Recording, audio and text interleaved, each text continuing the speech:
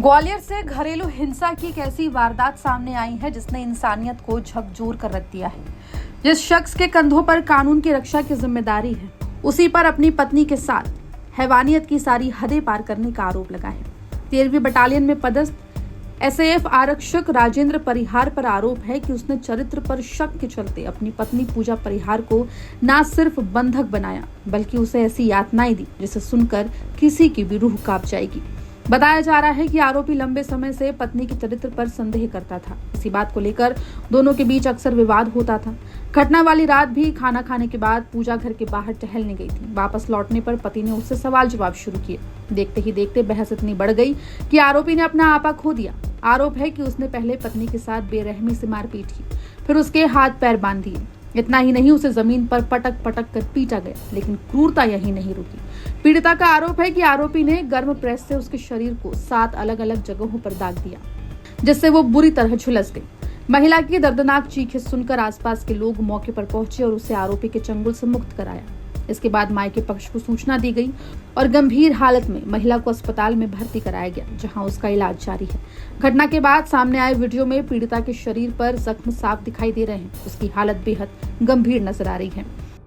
मेरी मारपीट की है, मुझे प्रेस से जलाया है। किसने जलाया?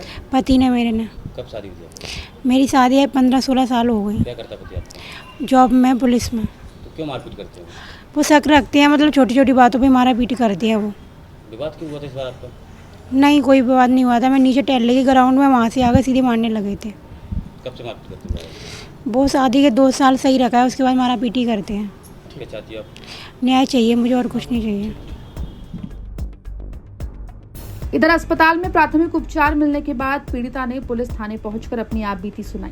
शिकायत मिलते ही पुलिस हरकत में आई और आरोपी आरक्षक राजेंद्र परिहार को गिरफ्तार कर लिया। पुलिस ने विभिन्न गंभीर धाराओं में मामला दर्ज कर जांच शुरू कर दी है। अधिकारियों का कहना है कि मामले की हर पहलू की बारीकी से पड़ताल की जा रही है।